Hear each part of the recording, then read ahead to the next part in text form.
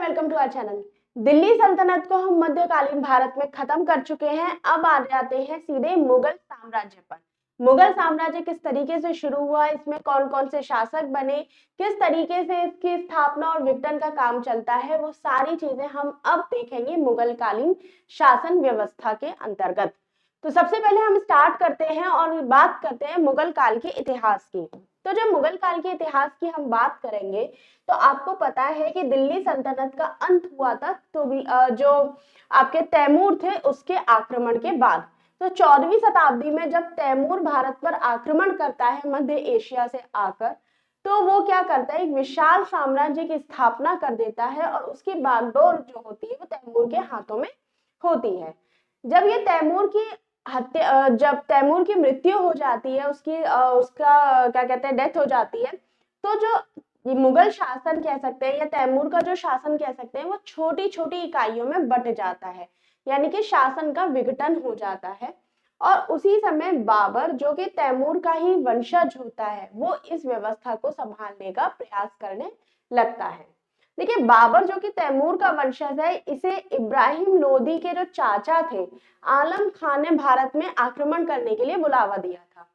तैमूर का वंशज जिसने 1504 में काबुल पर विजय प्राप्त करी और उसके बाद कंधार और समरकंद पर एक क्षणिक विजय प्राप्त करता है, और उसको विजय प्राप्त करने के बाद इतना उत्साह आ जाता है कि वो चला आता है दक्षिण पूर्व भारत की तरफ। ठीक है, जब वो भारत की तरफ आता है तो आने के बाद क्या करता है भाई साहब, तो आने के बाद ये मुगल वंश की जो उत्पत्ति होती है वो धीरे धीरे शुरू कर देते हैं।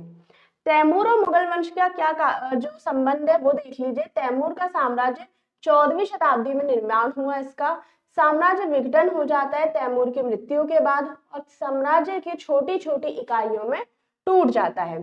तभी बाबर का उदय होता है और वो मुगल साम्राज्य का संस्थापक बनता है। बाबर का प्रारंभिक जीवन अगर हम देखते हैं तो जब हम इसके प्रारंभिक जीवन और संघर्ष की बात करेंगे तो ये पैतृक राज्य फरगना से संबंधित है। उज़्बेक शासकों ने इसका विरोध किया था और एक युद्ध होता है सरकुल युद्ध, जिसमें बाबर को फरगना से निकाल दिया जाता है। सीधी सी बात है, ये बहुत छोटी उम्र में था जब इसने सरहिंद पर विजय प्राप्त करी, काबुल पर विजय प्राप्त करी। तो ऑब्वियसली बात है, उज़्बेक शासकों में भी एक तरीके से जलन की भावना हो गई थी और इन्होंने सरहिंद का युद्ध लड़ते हैं बाबर के साथ और उसको वहां से निकाल देते हैं। काबुल विजय ये करता है 1504 में और अन्य विजय जो इसकी होती है कंधार समरकंद की, उसको विजय करने के बाद ये भारत की तरफ अपना कदम बढ़ा देता है, यानी कि भारत आ जाता है। अब मुगल काल की स्थापना कैसे होती है, मुगल साम्राज्य की स्थापना कैसे होती है वो देख लेते हैं। तो पानीपत की पहली लड़ाई होती है 1526 में बाबर और इब्राहिम लोदी के बीच में, जिसमें बाबर की विजय होती है, यानी कि बाबर जीत जाता है और मुगल काल की स्थापना ये कर देता है। मुगल काल में टोटल 19 शासक रहे हैं, लेकिन जो शुरू के 6 प्रमुख शासक हैं, जिसमें आप हुमायूं देखो, बाबर देखोगे, बाबर के बाद हुमायूं है, अकबर है, जहांगीर, शाहजहां और औरंगजेब का टाइम आता है। ठीक है, अब इनका थोड़ा सा कार्यकाल देख लेते हैं। तो जो बाबर का शासन था वो 1526 से लेके 1530 तक चलता है, 4 साल तक। हुमायूं का जो शासन है वो 1530 से 1540 और उसके बाद 1555 से 1556 दो बार ये शासन में लौटता है। और अकबर का शासन चलता है 1556 से लेके 1605 ईस्वी तक। इसके बाद जहांगीर का शासन होता है 1605 से 1627 ईस्वी में, शाहजहां 1627 से 1658 ईस्वी, और औरंगजेब का टाइम आता है 1658 से 1707 ईस्वी की तरफ। ये वही 6 शासक हैं जिन्होंने मुगल सम्राट कहा गया या जो बहुत ही अच्छे मुगल सम्राट साबित हुए। उसके बाद तो धीरे धीरे जब औरंगजेब की मृत्यु होती है 1707 में, तो धीरे धीरे मुगल काल का पतन जो है वो शुरू हो जाता है। अब हम बात करते हैं मुगल साम्राज्य का प्रभाव क्या था। तो जब मुगल साम्राज्य के प्रभाव की बात करते हैं तो हम इन्हें 3 पार्ट्स में डिवाइड करके देखते हैं। हम जब भी कुछ पढ़ेंगे या जो भी हम जिस साम्राज्य के बारे में बात करेंगे तो उसके 3 प्रकार देखेंगे। प्रशासन, किस तरीके से प्रशासनिक व्यवस्था चल रही थी, वित्त किस तरीके से आ रहा था, और संस्कृति का क्या प्रभाव पड़ा है, क्योंकि आपको पता है ये सभी बाहर से आए थे, भारत का तो कोई था नहीं। तो जब बाहर से आएंगे तो बाहर की संस्कृति को भी तो यहाँ पर इंट्रोड्यूस करेंगे, तो वही सारी चीजें हमें यहाँ पर देखनी है। तो जब हम प्रशासन की बात करते हैं तो मुगल शासन का जो प्रशासन था, मुगल साम्राज्य का जो प्रशासन था वो बहुत ही सुव्यवस्थित था, जिससे कि भारत में ये एक तंत्र बनाने पर क्या कहते हैं, एक तंत्र बना पाए या एकत्रित कर पाए। ठीक है। वित्त व्यवस्था की अगर हम बात करते हैं तो इन्होंने आर्थिक स्थिरता एवं समृद्धि को महत्वपूर्ण, ठीक है, समृद्धि को महत्वपूर्ण भूमिका यहाँ पर इन्होंने निभाई है। इसके बाद संस्कृति और कला में भी इनका अभूतपूर्व विकास है। आप देख ही रहे हैं, आज भी अगर आप देखेंगे तो भारत में मुगल कालीन इतनी सारी इमारतें बनी हुई हैं जो अता ही अपनी खूबसूरती को खुद ब खुद बयां करती हैं। ठीक है, चलिए अब आगे देख लेते हैं और अब आ जाते हैं बाबर का थोड़ा सा जीवन परिचय देखते हैं। बाबर जो कि मुगल काल का संस्थापक था, मुगल साम्राज्य का संस्थापक था। इसका असली नाम जहीरुद्दीन मोहम्मद था, जो इसका वास्तविक नाम था। तुर्की भाषा में बाघ को बाबर कहते हैं और इसने बाघ को एक बार मार दिया था, जिसकी वजह से इसका नाम बाबर पड़ जाता है। इसके पिताजी उमर शेख मिर्जा थे जो कि तैमूर वंश के थे, और माताजी इनकी कुतलुग निगार खानम जो कि मंगोल वंश की थी। तो तैमूर और मंगोल दोनों का खून जो है वो इसके अंदर दौड़ता था। हरगना में इसका जन्म हुआ है जो कि उज्बेकिस्तान में स्थित है। इसने नया वंश चगताई वंश की स्थापना की थी, याद रखिएगा, चगताई वंश। ठीक है, चगताई वंश की इसने स्थापना करी, जो कि बाद में क्या बन जाता है, मुगल वंश बन जाता है। ठीक है, इसके बाद जब आ जाते हैं, इसका परिचय हो गया, तो अब आते हैं इसके भारत पर आक्रमण की तरफ। तो जब इसका भारत पर पहला आक्रमण होता है तो वो ये करता है 1519 बाजौर में। याद रखिएगा, इसका पहला आक्रमण 1519 बाजौर में होता है। यहाँ पर ये बारूद और तोपखाने का प्रयोग करता है, जो कि इसने आत्मकथा में अपनी लिखा हुआ है। साथ ही साथ एक विवादित प्रश्न भी इससे बन जाता है कि कहा जाता है, इसने अपनी आत्मकथा में स्पेशली लिखा है कि राणा सांगा ने इसको भारत में आक्रमण के लिए बुलाया था, या राणा सांगा ने इसको भारत में बुलाया था। लेकिन इसका तथ्य जो है वो केवल और केवल इसकी आत्मकथा में मिलता है और कहीं भी इसके बारे में उल्लेख नहीं है। इसीलिए ये एक तरीके की विवादित कथन है या विवादित बात है जो मैं आपको बता रही हूँ।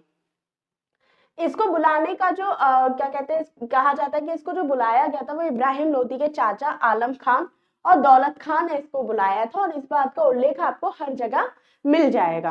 ठीक है, इसने 5 बार आक्रमण किया था, और उसके बाद इसने 5 बार आक्रमण किया था, जिसमें 4 बार ये अलग अलग क्षेत्रों पर आक्रमण करता है।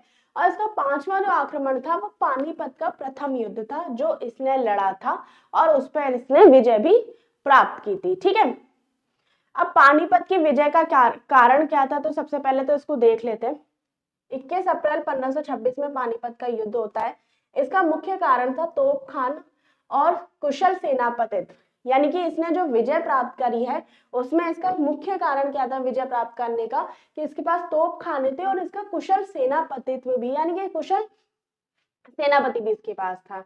ये युद्ध बाबर के भाग्य से ज्यादा लोदियों के भाग्य का निर्णय करता है। ये जो युद्ध था पानीपत का युद्ध, कभी भी आपसे पूछा जा सकता है कि स्टेटमेंट दे दिया कि भाई जो पानीपत का प्रथम युद्ध था वो किस पर आधारित था, तो एक तो आपके लिए बन जाएगा कि ये कुशल सेनापति था। ठीक है, दूसरा क्या कहते हैं, यहाँ पर तोप खाने थे, इसकी वजह से विजय हुआ। दूसरा, इब्राहिम लोदी के भविष्य का निर्माण ये करता है। कैसे करता है, बाबर तो भाई अपने 4 युद्ध पहले से जीत चुका है, 5वां युद्ध उसका ये था, लेकिन इब्राहिम लोदी को जिस तरीके की पराजय इस युद्ध में हुई है उसने मुगल काल को नया साम्राज्य घोषित करने का या साम्राज्य बनाने का स्थान दे दिया था। ठीक है, और साथ ही साथ लोदी वंश का भी अंत हो जाता है। तो बाबर ने जो उज्बेकों की युद्ध नीति थी, भाई उज्बेकिस्तान से था तो वहां की युद्ध नीति को अच्छे से जानता था। तुलगमा युद्ध नीति का ये प्रयोग करता है और रोमी विधि का भी ये प्रयोग करता है। तो किस किस नीति का प्रयोग करता है, तुलगमा युद्ध पद्धति थी और रोमी विधि थी। रोमी विधि जिसमें तोपों को सजाने की व्यवस्था की जाती है, दो गाड़ियों के बीच व्यवस्थित जगह छोड़कर उसमें तोपों को रखकर चलाना उस्मानी विधि या रूमी विधि कहलाती है। ठीक है, तो देखिए ये दो गाड़ियां हैं आपकी, यहाँ पर आपके तोप रख दी गई है और यहीं से अगर चला दिया जाएगा तो यही आपकी उस्मानी या रूमी विधि कहलाती थी। ठीक है, आगे चलते हैं। इस युद्ध में इब्राहिम लोदी की पराजय का क्या क्या कारण था, तो ये बहुत महत्वपूर्ण है, याद रखिएगा। पहला तो इसके पास एकता का अभाव था, दूसरा इसके पास अकुशल सेनापति था, और तीसरा ये अफगान सरदारों से उसकी शुद्धता या डर का प्रतीत भी था, यानी कि अफगान सरदार से डरते थे तो किसी भी हालत में इसको हराना चाहते ही थे। इस विजय के बाद बाबर ने काबुल के प्रत्येक निवासी को एक एक चांदी का सिक्का दान कर दिया था। एक तो इतना दानी था कि जिस दान की वजह से इसका नाम कलंदर भी पड़ जाता है। ठीक है, सबको चांदी का सिक्का दे रहा था तो भैया कलंदर इसका नाम पड़ गया, क्योंकि बहुत दानी किस्म का आदमी था। ठीक है, आगे चलते हैं। तो इसने सिक्के भी चलवाए थे और इसने चांदी के सिक्के चलवाए थे, जिसको काबुल में शाहरुख कहा जाता था और कंधार में बाबरी कहा जाता था। तो याद रखिएगा, इसने दो तरीके के चांदी के सिक्के मतलब इसने चांदी के सिक्के जो चलवाए थे वो कंधार में क्या कहे जाते हैं, बाबरी, और काबुल में कहे जाते थे शाहरुख। ठीक है, इसके बाद अगला आ जाता है और अब आते हैं खानवा के युद्ध में। 17 मार्च 1527 में ये युद्ध होता है। आगरा से लगभग 40 किलोमीटर दूर खानवा क्षेत्र है, वहां पर ये युद्ध होता है राणा सांगा और बाबर के बीच में।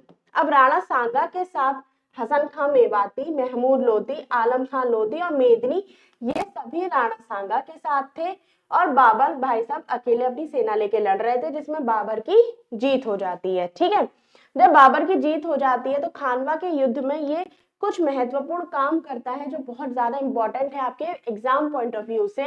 तो इसने सबसे पहले जिहाद का नारा इसी युद्ध में दिया था। जिहाद जैसे इस्लाम की रक्षा के लिए युद्ध कहा गया, और धर्म को इस तरीके से इसने यूज किया था ना युद्ध में कि सब लोग धर्म के नाम पे लड़ना शुरू कर दिया था और किसी भी हालत में राणा सांगा को हराने का प्रयत्न करने लगे थे। तो पहली बार जिहाद के बारे में राणा जो बाबर है वो कहता है खानवा के युद्ध में। साथ ही साथ इसने तमगा जो कि मुसलमानों पर लगने वाला कर होता था वो भी इसने समाप्त कर दिया था। बाबर की विजय के बाद इसने खुद को गाजी की उपाधि से सम्मानित किया, या गाजी की उपाधि इसने धारण करी। गाजी का मतलब होता है योद्धा व धर्म का प्रचारक।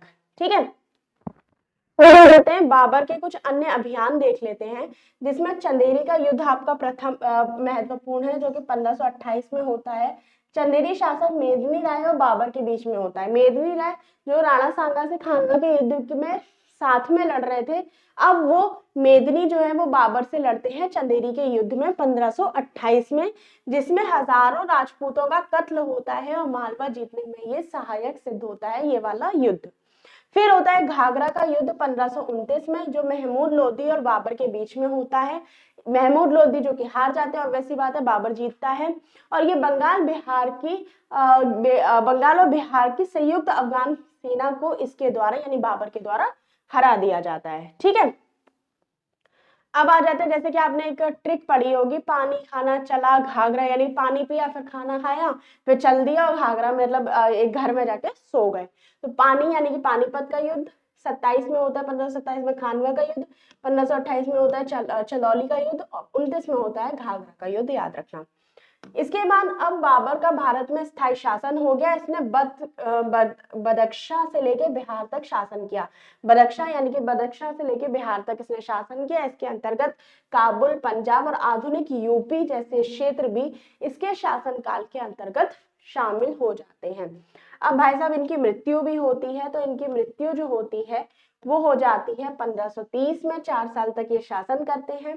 आगरा में इनकी मृत्यु होती है, लेकिन ये चाहते हैं कि इनको काबुल में दफनाया जाए, तो इनको काबुल में जाकर दफनाया जाता है। दफनाने के बाद वहां पर मकबरा बनाया जाता है और मुगल शासन की नींव इन्होंने रखी थी, ये बात आपको पता ही है।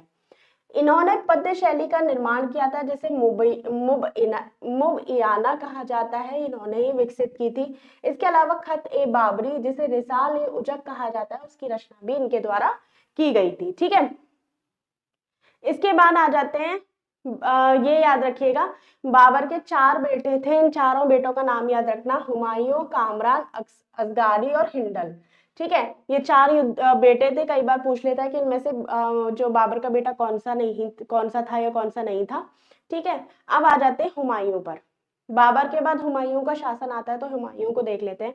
हुमायूं का जो साम्राज्य होता है वो 1530 से 1540 तक चलता है और 1555 से 1556 तक चलता है। यानी कि 30 से 40 एक दौर में रहता है, उसके बाद ये भाई साहब चले जाते हैं, भाग जाते हैं, उसके बाद वापस आते हैं 1555 में और 56 एक साल तक शासन करते हैं। इनका असली नाम नसीरुद्दीन मोहम्मद था।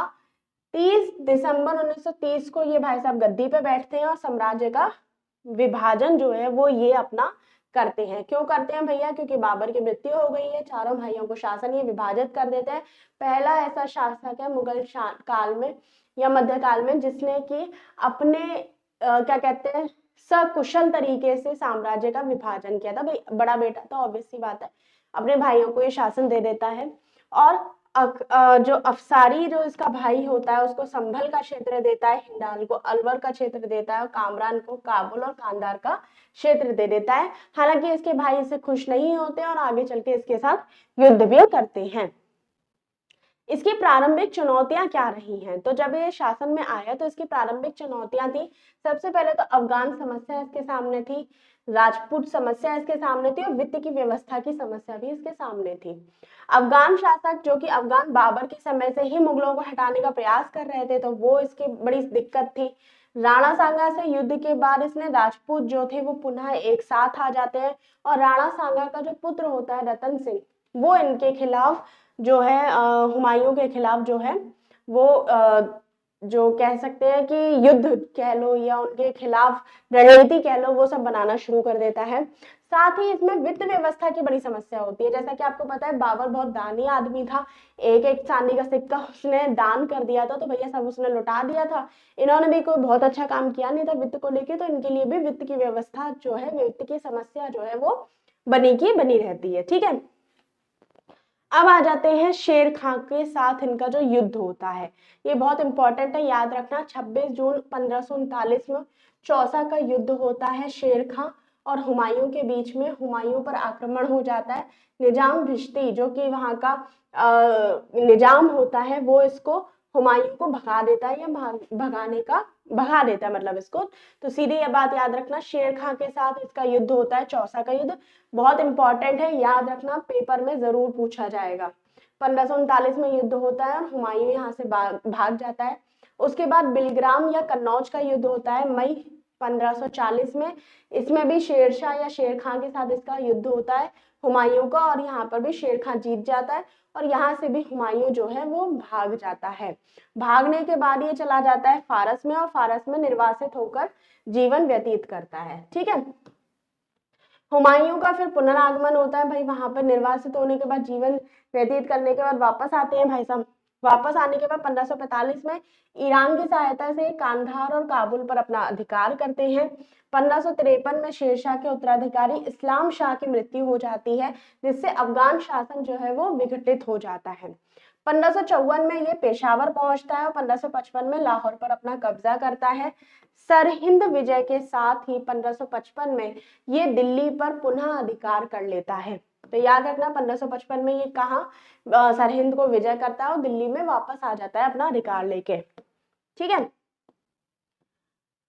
अब जा जाते हैं भाई साहब की मृत्यु भी हो जाती है। तो इनकी मृत्यु होती है 1556 में। दीन पनाह की सीढ़ियों से, दीन पनाह एक तरीके का पुस्तकालय होता है, लाइब्रेरी, पढ़ने लिखने का बहुत शौक था इनको, तो पुस्तकालय की सीढ़ियों से गिरकर इनकी मृत्यु हो जाती है। इनका मकबरा ईरानी संस्कृति से प्रभावित है जो कि दिल्ली में स्थित है और इसके वास्तुकार है मिर्जा ग्यास बेग। ठीक है, तो ये आप याद रखना कि इनका मकबरा कहाँ है, दिल्ली में है, और इसके जो वास्तुकार है वो मिर्जा ग्यास बेग है। ठीक है, लेपनून का एक कथन आता है वो बहुत इंपॉर्टेंट है कि हुमायूं जीवन भर लड़खड़ाता रहा और लड़खड़ाते लड़खड़ाते ही वो मर गया। यानी कि जीवन भर वो इधर से उधर भागता रहा और भागते भागते लड़खड़ाते लड़खड़ाते वो सीढ़ियों पे से गिर जाता है। ठीक है, और मर जाता है।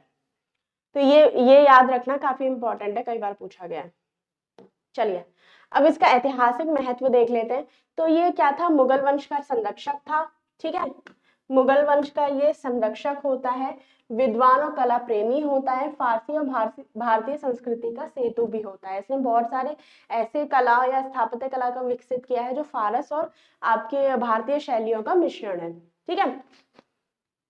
इसके बाद शेरशाह सूरी भारत का महान अफगान शासक। तो अब हम बात करते हैं शेरशाह सूरी के बारे में। अभी तक हमने मुगलों को पढ़ा है, लेकिन शेरशाह सूरी की बात करना भी जरूरी है, तो अब हम शेरशाह सूरी की बात कर लेते हैं। ये महान अफगान शासक था। ठीक है। इसका वास्तविक नाम फरीद खां था। 1472 में इसका जन्म होता है बिहार के अंदर। शिक्षा जो थी इसकी 1494 में जौनपुर में होती है। इसने अरबी और फारसी साहित्य की शिक्षा प्राप्त की थी। प्रारंभिक जो इसका करियर था वो कह सकते हैं सहसराम और खवासपुर का विकास। ठीक है। और साथ ही साथ ठीक है इसका विकास करना इसका काम था। इन भाई साहब को भी शेर को मारने के कारण शेर खां की उपाधि दी गई थी। बहार खां लोहानी ने इसको ये उपाधि दी थी। साथ ही साथ बहार खां का पुत्र होता है, ठीक है, पुत्र होता है जलाक खां, जिसका संरक्षण इसको करना होता है। तो इतना आपको नॉर्मल जो इसका बेसिक है वो जान लीजिए। 1528 में चंदेरी का युद्ध होता है, जिसमें ये बाबर को समर्थन देता है। सबसे पहले ये क्या करता है, चंदेरी का जो युद्ध होगा उसमें ये बाबर के साथ लड़ता है। घोगरा के युद्ध में ये महमूद लोदी के साथ लड़ता है। यानी कि पहले ये क्या करता है, बाबर की युद्ध नीति, बाबर को किस तरीके से मुगलों की युद्ध नीति चलती है, कैसे लड़ते हैं, क्या क्या हथियार ये लोग यूज करते हैं वो देख लेता है। फिर घाघर के युद्ध में क्या करता है, ये महमूद लोदी के साथ आता है और भी सारी चीजें देख लेता है। यानी कि सब में नजर रख लेता है ये उन लोगों के साथ शामिल होकर। ठीक है। इसके बाद जब ये जो घाघरा का युद्ध होता है वहां पर ये बाबर को ये बोलता है कि भैया यहाँ से निकल जाओ, निष्क्रिय हो जाओ। तो उस टाइम पे बाबर जो हुमायूं होता है वो इसको सलाह भी देता है कि भैया कुछ भी हो लेकिन शेर खां से या शेरशाह से बचकर रहना। तो बच के रहने की बात कर दी जाती है। तो भाई आगे चल के हुमायूं को इसका सामना भी करना पड़ता है। 1539 में चौसा का युद्ध होता है, जिसमें इन्होंने हुमायूं को हरा दिया था। उसके बाद बिलग्राम या कन्नौज का युद्ध होता है, जिसमें हुमायूं को पुनः इन्होंने पराजित कर साम्राज्य पर अधिकार कर लिया था। शेरशाह को सुल्तान ए आदिल उपाधि चौसा युद्ध के दौरान मिलती है। तो याद रखिएगा, शेरशाह को सुल्तान ए आदिल की उपाधि मिली थी चौसा के युद्ध के समय। अब आ जाते हैं शेरशाह का राज्याभिषेक और साम्राज्य विस्तार। 1530 से 38 में इसमें 1530 में बिहार के चुनार पर अधिकार कर लेता है और बंगाल में 1538 में बंगाल के शासक को क्या कहते हैं हराकर उस पर ये अपना प्रभाव डाल देता है, उसको अधिकार कर लेता है और 1538 में इसका दोनों ही क्षेत्रों पर कब्जा हो जाता है। इसने सूर वंश की स्थापना की थी। 1540 में दिल्ली की गद्दी पर बैठा। उस समय इसकी उम्र 68 साल थी। बिलग्राम के युद्ध के बाद ये दिल्ली और आगरा पर भी कब्जा कर लेता है। ठीक है। 1540 से 45 में साम्राज्य के विस्तार इसने किया। कुछ ही समय में इसने पूर्वी बंगाल से लेकर पश्चिम सिंध तक इसने अपना अधिकार स्थापित कर लिया था। इसका अगर हम सैन्य अभियान देखते हैं तो इसने गखरों से युद्ध किया 1541 में। मालवा और रायसीना अभियान इसने स्टार्ट किया 1542-43 में, जिसमें मालवा में 1542 में और रायसीना पर 1543 में इसने आक्रमण किया और रायसीना में राजपूत शासक पूरनमल की मृत्यु करके इसने अधिकार घोषित कर दिया। मारवाड़ पर इसने अभियान चलाया और मारवाड़ शासक मालदेव पर आक्रमण किया। कालिंजर इसका अंतिम अभियान था जो 1545 में हुआ और वहां पर ही इसकी मृत्यु हो जाती है। ठीक है। इसकी मृत्यु भी बड़ी रोचक तरीके से होती है। किस तरीके से होती है कि जब ये कालिंजर का युद्ध करने जा रहा होता है तो तोप खानों से भैया बम फेंकने की कोशिश करता है किले की तरफ, और वहां से जब एक साथ बम जा रहे होते तो एक बैक फायर कर जाता है और जहां ये खड़ा होता है वहीं आकर फट जाता है, जिसकी वजह से इसकी मृत्यु हो जाती है। दूसरे के लिए गड्ढा खोद रहा था, भाई साहब खुद ही गिर जाते हैं। अब आ जाते हैं प्रशासनिक व्यवस्था पर। जब हम इनकी प्रशासनिक व्यवस्था की बात करते हैं तो इन्होंने केंद्रीय व्यवस्था पर बल दिया था। यानी कि सल्तनत कालीन जो व्यवस्था थी, केंद्रीय व्यवस्था पर ये बल देते हैं और उसी हिसाब से ये विभागों की रचना भी करते हैं। जैसे दीवान ए विजारत जो कि वित्त विभाग था, दीवान ए अर्ज जिसे सैन्य विभाग कहा गया, दीवान ए इंशा जिसे शाही आदेश जारी करने का विभाग कहा गया। ठीक है। इसके बाद दीवान ए रसालत जो कि धार्मिक और विदेशी मामलों से संबंधित था। ठीक है। इसके बाद जब हम न्याय की बात करते हैं तो इसका मानना था कि कठोर दंड की व्यवस्था रखो जिससे कि अपराध जो है वो कम होंगे। ठीक है, तो ये कठोर दंड का प्रावधान रखता है जिससे अपराध कम हो, कठोर नीति का पालन करने की बात करता है, न्याय संगत आदमी था।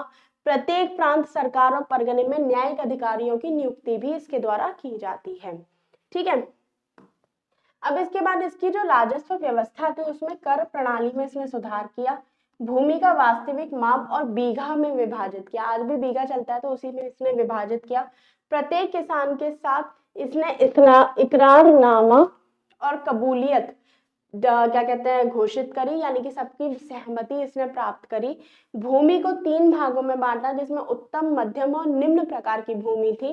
इसमें लगान उत्पादन का जो होता था, कर उत्पादन का जो लगान होता था वो 1/3 होता था, याद रखना। ठीक है, अगला चलते हैं और अब आ जाते हैं हम शेरशाह के जन कल्याण कार्य और मुद्रा व्यवस्था पर। तो शेरशाह ने क्या क्या जन कल्याण कार्य किए, तो सड़क निर्माण किया है, बहुत ज्यादा फेमस है, आपको पता ही है। 4 तरीके की रोड बनाई थी इसने, 4 मुख्य, जिसमें जो जीटी रोड है यानी कि ग्रैंड ट्रंक रोड है जो सुनार से पेशावर तक जाती है वो महत्वपूर्ण है। सड़कों के किनारे इसने प्याऊ या सराय, जलकूप, पेड़, छावनी आदि की व्यवस्था भी की थी।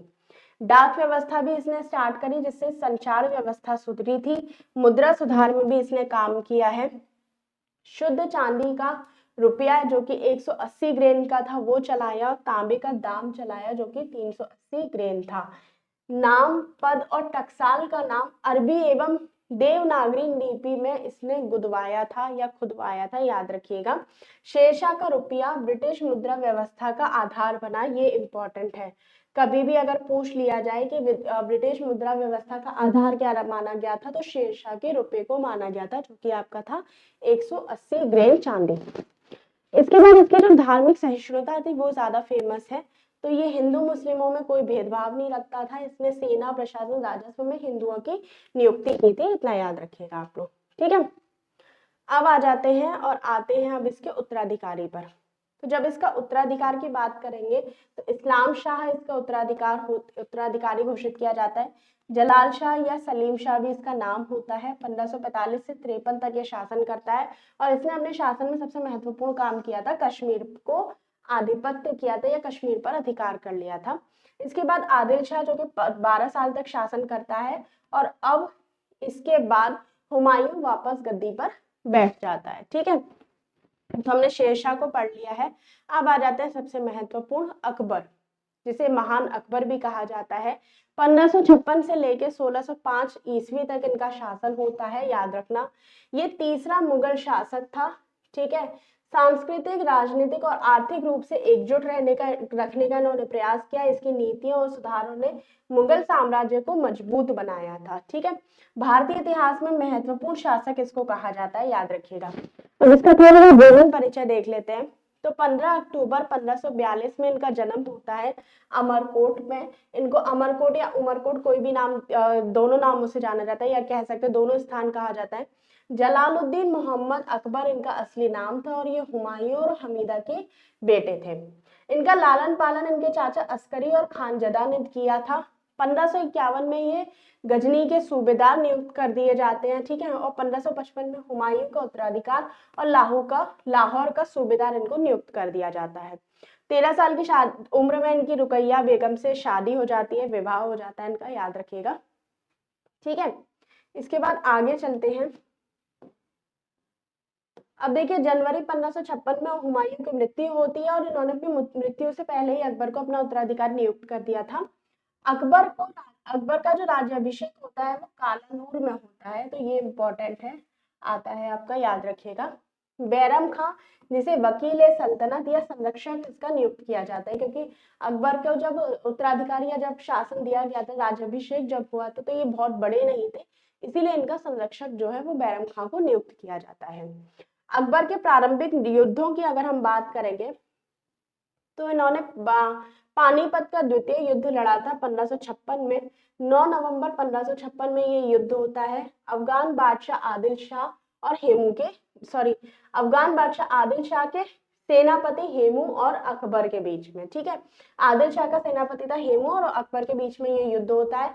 अकबर जीत जाता है, मुगलों की पुनर्स्थापना हो जाती है और आंख में तेल लगने से हेमू की मृत्यु हो जाती है। ये आखिरी टाइम था जब हिंदुओं के, या कह सकते हैं हिंदू व्यवस्था को स्टार्ट करने का जो आखिरी काम था, या ये कह सकते हैं आखिरी पड़ाव था, वो भी समाप्त हो जाता है। ठीक है, इसके बाद उन्होंने क्या किया था, मालवा और गोंडवाना पर भी विजय प्राप्त करी थी। अकबर ने मालवा शासक बाज बहादुर को पराजित किया और मालवा को जीत लिया। 1564 में इन्होंने गोंडवाना पर भी विजय प्राप्त करी। राजपूताना विजय कैसे थी इनकी, 1568 में ये चित्तौड़ पर शासन करते हैं, 69 में ये रणथंभौर को अपने अधीन कर लेते हैं और राजपूत क्षेत्र में मुगल शासन सुदृढ़ हो जाता है आपके इस ये जो अभियान होता है इसके बाद। इसके बाद एक युद्ध होता है हल्दी घाटी का युद्ध, बहुत ज्यादा इंपॉर्टेंट है, याद रखना।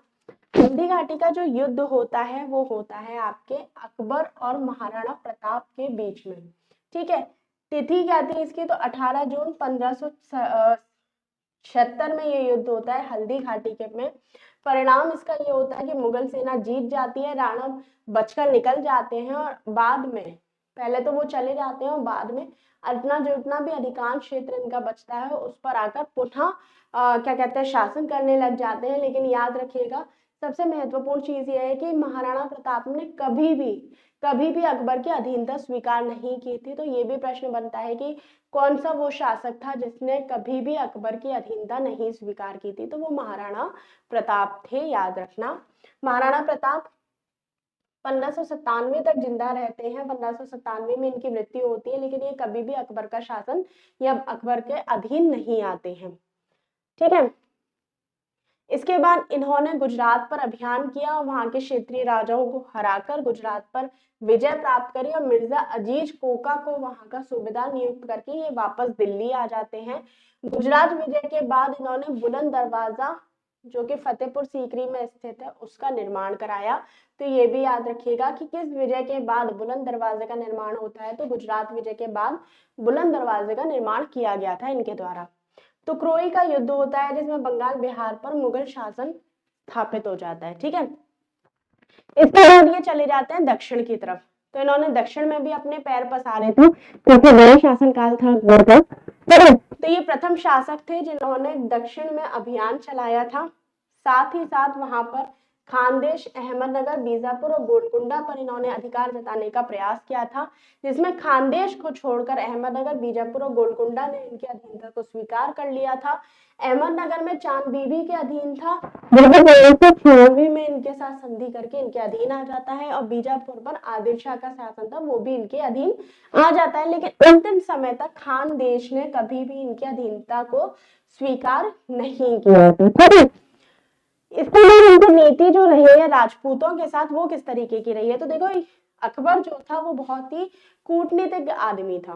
ठीक है, इन्होंने क्या किया है, बातचीत के वजह तरीके से, या ये कह सकते हैं कि दमन के साथ, समझौते के साथ, दोनों तरीके से इन्होंने शासन करने का प्रयास किया। तो राजनीति जो राजपूतों के साथ इनकी जो नीति थी वो दोनों प्रकार की थी, दमन की भी थी और समझौते की भी थी।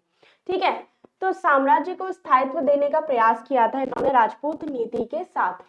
सुरजन राय हांडा जिन्हें तंबूरा बजाने की छूट दी थी, जो कि वाद्य यंत्र होता है, तो ये इंपॉर्टेंट है क्योंकि ये एकमात्र राजपूत शासक थे जिनको वाद्य यंत्र या तंबूरा बजाने की छूट दी गई थी। इन्होंने जजिया कर को समाप्त किया 1564 में, तीर्थ यात्रा कर को समाप्त किया 1563 में, उच्च पद पर इन्होंने राजपूतों को बैठाया और मान सिंह को अपने 9 रत्नों में शामिल किया। ठीक है, तो इंपॉर्टेंट है, याद रखिएगा। इसके बाद इन्होंने एक जो राजपूत लड़की है जोधा, जिसका जोधा नाम कहा जाता है, उसका याद रखिएगा। ठीक है, अकबर की धार्मिक नीति किस तरीके से थी, तो अकबर की जो धार्मिक नीति थी वो सुलह कुल पर आधारित थी और इसका कॉन्सेप्ट जो था अब्दुल लतीफ ने दिया था। तो याद रखिएगा, सुलह कुल की नीति का जो कॉन्सेप्ट है वो अब्दुल लतीफ ने दिया था, जिसे अकबर ने अपनी धार्मिक नीति में स्वीकार किया है। ठीक है, 1562 में इसने युद्ध बंदियों को दास बनाने से रोका था। 1563 में इसने तीर्थ यात्रा कर को समाप्त कर दिया था। 1564 में जजिया कर को ये समाप्त कर देता है। 1575 में इबादत खाने की स्थापना करता है जो कि आपके फतेहपुर सीकरी में स्थित है। ठीक है। 1579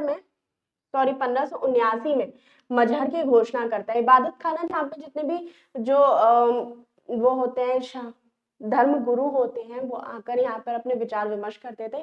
कई बार जो है विचार विमर्श की जो प्रक्रिया थी वो बहुत ज्यादा लंबी हो जाती थी, वाद विवाद हो जाते थे, जिसका फैसला अंतिम रूप से शासक सम्राट को करना होता था। लेकिन इन्होंने कभी भी कुरान का व्याख्या नहीं की या उनको कुरान की व्याख्या करने का अधिकार नहीं था। ठीक है। 1579 में मजहर की ये घोषणा करते हैं।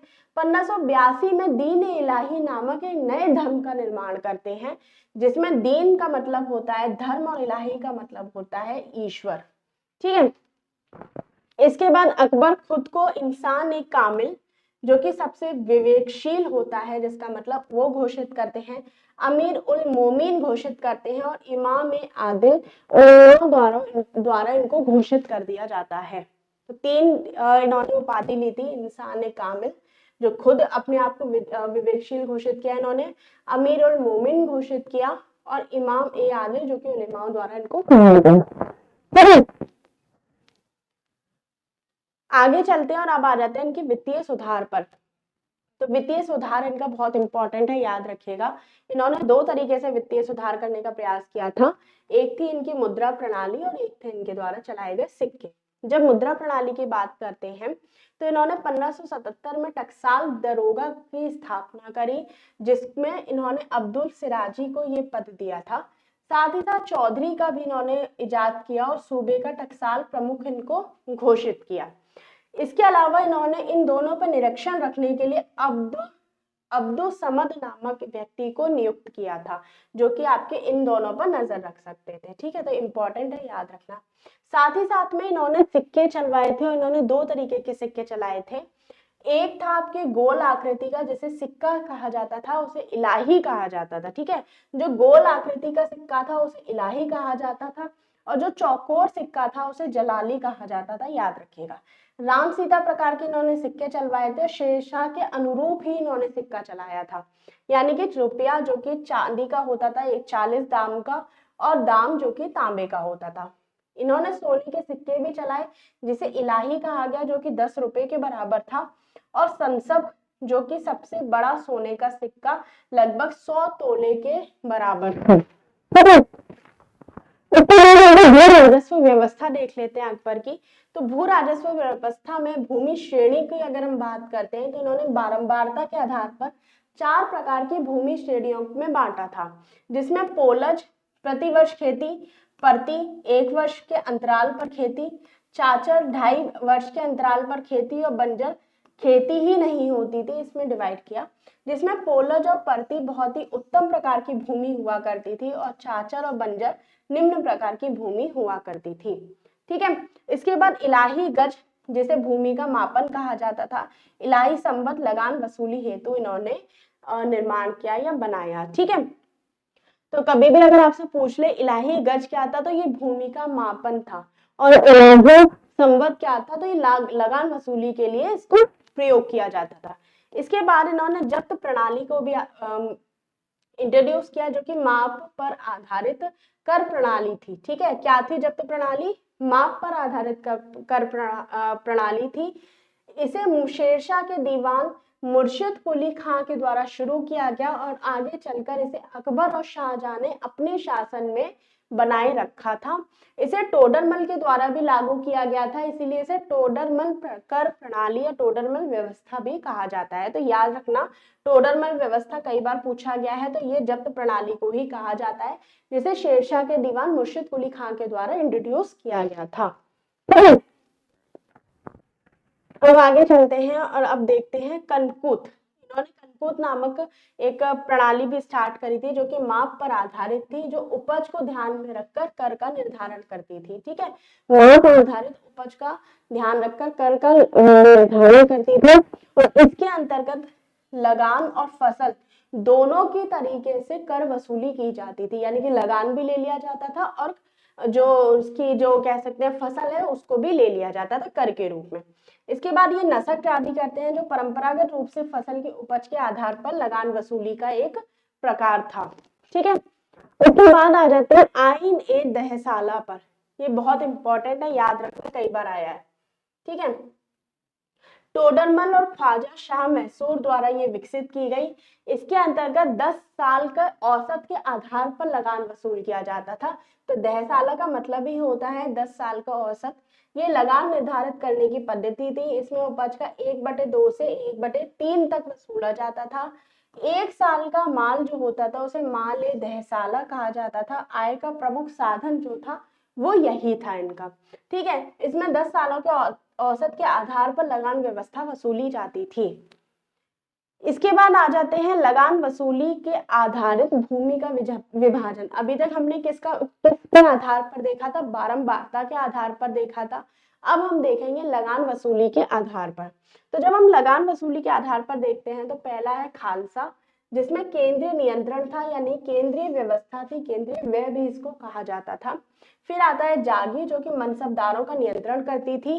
पैबाकी केंद्र द्वारा वसूला जाता था, लेकिन जागीरदारों का घाटा पूरा करने के लिए इसको प्रयोग किया जाता था।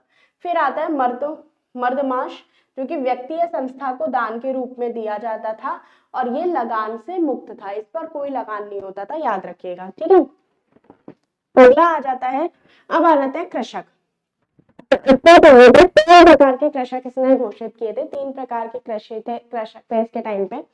कौन कौन से थे? तो खुदकाश्त, पाहीकाश्त, मुजारियान। तो खुदकाश्त जो कि मालिक जमीन, जो अस्थाई जमीन का मालिक होता है उसे खुदकाश्त कहा जाता है। खुद की जमीन पर ये खेती करता था। पाहीकाश्त जो कि दूसरे गांव पर जाकर खेती करता था, इसे पारिश्रमिक मिलता था, उपज का हिस्सा। और मुजारियन जो कि अपने ही गांव में रहकर या पास के जो क्षेत्र होते हैं उनमें रहकर खेती करता था।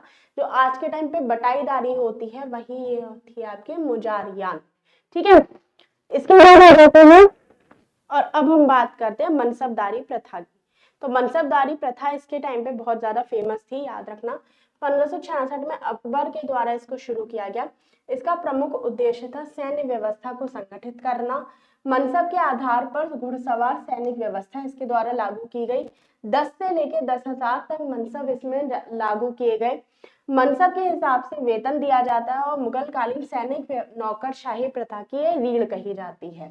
तो ये इंपॉर्टेंट है, मुगल कालीन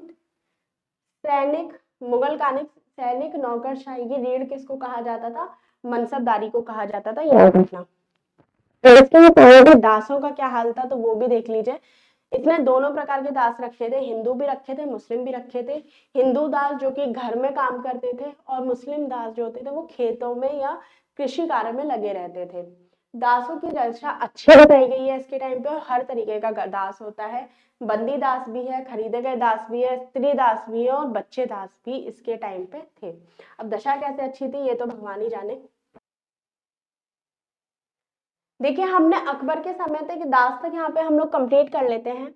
अब आ जाते हैं अकबर के 9 रत्नों के बारे में। ये भी काफी इंपॉर्टेंट है, इससे संबंधित भी क्वेश्चन आते हैं तो इसे भी देख लेते हैं। जब अकबर के 9 रत्नों की बात करते हैं तो इसमें सबसे पहला होता है बीरबल। ठीक है,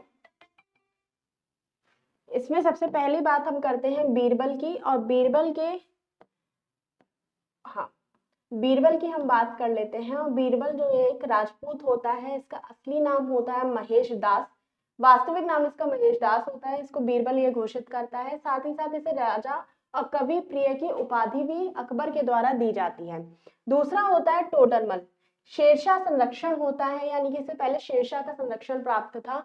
इसे ये वित्त मंत्री घोषित करता है। लगान व्यवस्था का विकास इसके द्वारा किया जाता है और इसे भी अकबर राजा की उपाधि जो है वो दे देता है।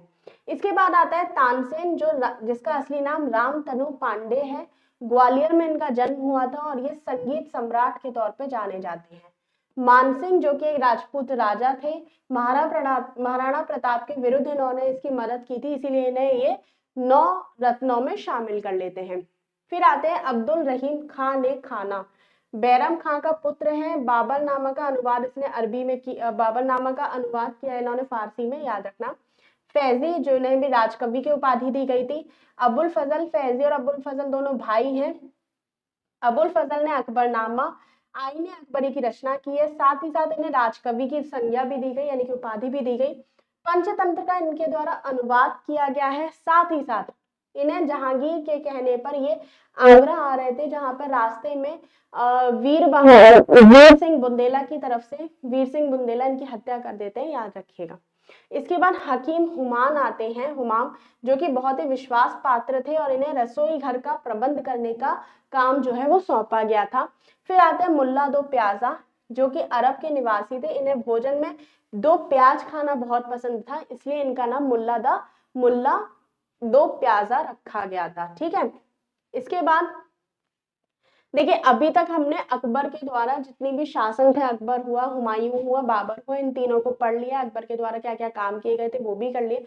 अकबर बहुत ज्यादा इंपॉर्टेंट है, तो इसके थोड़ा सा ये भी देख लीजिए, क्रम में लगा हुआ है, इसको ध्यान रखना। अकबर के द्वारा प्रमुख जो कार्य किए गए थे उनमें दास प्रथा का अंत किया था 1562 में, तीर्थ यात्रा करके समाप्ति करता है 1563 में, जजिया कर समाप्त करता है 1564 में, फतेहपुर सीकरी की स्थापना तथा राजधानी आगरा से फतेहपुर सीकरी स्थानांतरित करता है 1571 में, इबादत खाने की स्थापना करता है 1575 में, सभी धर्मों का प्रवेश ये चालू कर देता है 1578 में, और मजहर की घोषणा करता है 1579 में। तो अब हम अकबर को कंप्लीट कर चुके हैं, कल से हम लोग जहांगीर को पढ़ेंगे।